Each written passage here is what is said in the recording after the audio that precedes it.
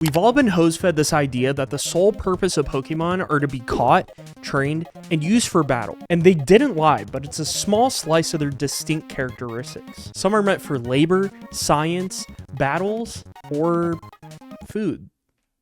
How do I say that? People eat Pokemon. I know this may come as a shock to some of you, but truth be told, it's been laid out on a silver platter since the coexistence of Pokemon and humans. Everybody knows Slowpoke tail is a common dish in almost every region, except for Johto. But that's too bad, because you can't get one anywhere. This mystery begins at the edge of Azalea Town, in this inconspicuous well that houses Team Rocket, and an entire farm of Slowpoke tails. After you defeat Team Rocket, they leave the area, along with their $1 million tail scammer. Similarly, in the Pokemon Sun and Moon demo, you can find a police officer interrupting what seems to be a Slowpoke-tailed deal, but they're just checking out each other's Pokemon. Apparently, every other region has the right to eat Slowpoke-tail. In Restaurant La Ya, located in the Kalos region inside Lumiose City, you can find Slowpoke-tail being served. In Sun and Moon, Slowpoke-tail is a commodity. They serve this thing anywhere. You can get it peppered, as a quiche, or even in a sandwich. Bad news, folks.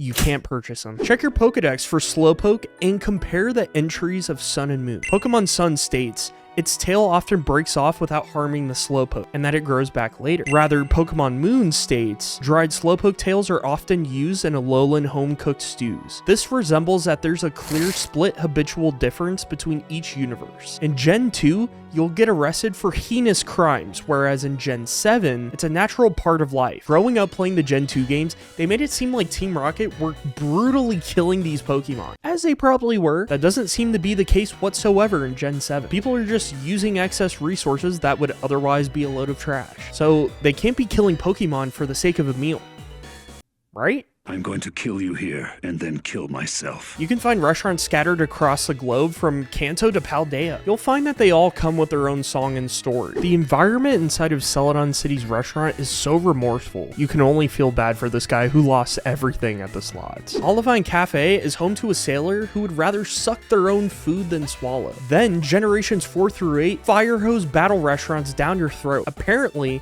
it's proper etiquette to do so. I think Pokemon takes a really interesting angle on the idea of restaurants here. It's presented as a battle experience versus an NPC hangout spot. While battling in here may seem like a disconnect from you, the food, and the ambiance, it's integrating everyone's love of food and Pokemon with one another. I think what I'm looking for is more of an interactive cooking experience like Sword and Shield's Curry Decks. That's probably the closest thing to Pokemon Cooking Mama that we'll ever get, and I hope to see more of it in the future. Then finally, Game Freak drops the filter. Inside the Battle Buffet in Howley City, there's the Chansey Omelette, Milktank Cheese Pizza, and Vanillite Parfait. And this wouldn't be a restaurant without a battle. So trainers are thrown in the mix at random when you choose a dish to eat. You can eat from 9 dishes for a chance to receive an item. The Galar region offers a similar environment where you can battle your way up to the cafe master and get an item at the end. But the real treasure here is the curry decks. There's over 151 curry dishes that come with some food rewards in return, like the Temple Balls. The reward system not only encourages you to make all the different curry,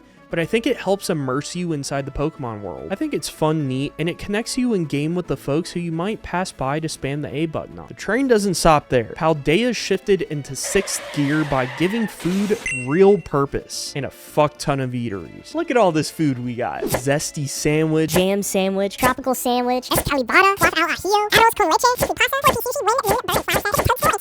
They eat Pokemon with a purpose. All the food in Scarlet and Violet gives you powers to shortcut your way to the finish line on everything grindy that you could imagine. They won't save you from all these people who died in this restaurant though. The games explicitly mention eating Pokemon and their byproducts. You can tell by using logic, trying new foods, or digging through the Pokedex. Sharpedo, Farfetch'd, and Lapras were all hunted close to the point of extinction for the sake of some delicate meals. Like Slowpoke, Crab Brawler's pincers will occasionally fall off, but lack meat. People still eat them anyway. On the other hand, Kalauncher has some big, meaty claws. And Kingler is thrown in the mix of a curry dish and Sword and Shield. Spoiler alert, cloth sticks are made from a mix of Magikarp and Barboach. I purposefully listed them all because it doesn't come as a shock that they're eaten. Crab meat is some of the best, most tender meat on the market. Now, there's a clear difference between using Pokemon as livestock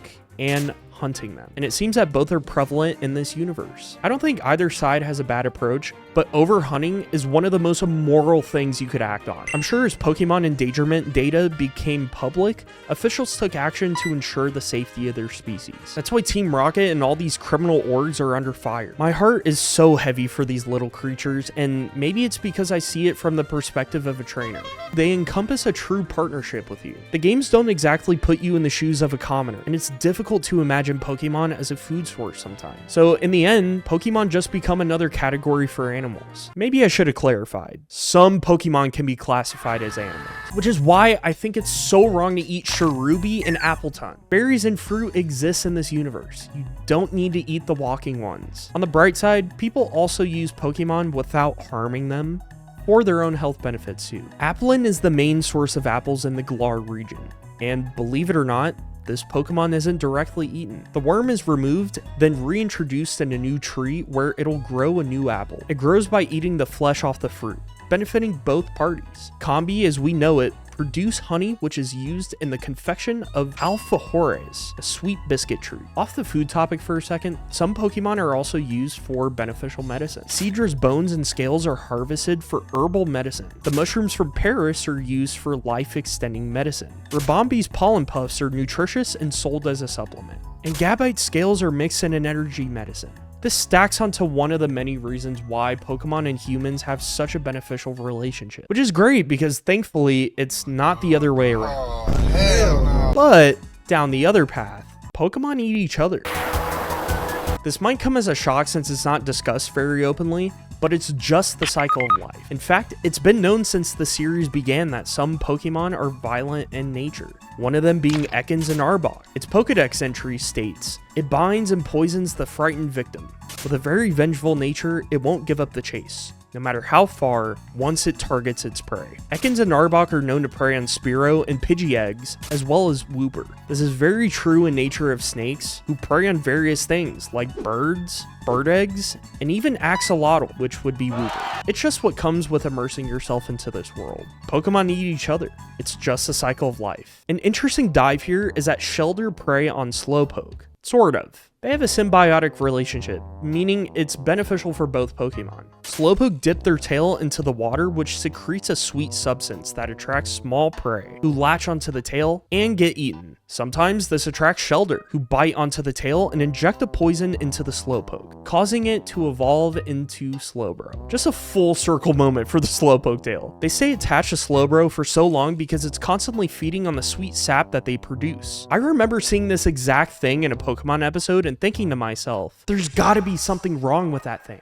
It's noteworthy that if the Shellder happens to fall off at any time, Slowbro will revert into a Slowpoke. Diving even further, if the Slowbro wears a King's Rock, the Shellder will eventually latch onto its head, triggering another evolution into Slowking. I find it interesting that with each evolution, Slowbro and Slowking gain power and inspiration from the toxins released from the Shellder, becoming more potent based on the location of the bite. I really wish the games would have forced the player to catch a Shellder and a Slowpoke, kind of similar to the Nincada and Shedninja evolution, which I think those evolutions are really sick. It's detached from conventional means of evolving your Pokemon, and I feel like we could use a little bit of that creativity nowadays. There's a lot to digest here. It's a full circle moment realizing that Slowpoke tail are probably extremely nutritious and tasty due to the sweet sap it excretes. I can't really blame people or Pokemon for wanting to have a bite of it. To us, it sounds crazy to eat Pokemon because of the taboo stigma surrounding them since we're used to building relationships with them all. But there's a clear difference between wildlife and domesticated Pokemon. I don't think it's that weird once you immerse yourself into this world. They're all just animals with another source of nutrition.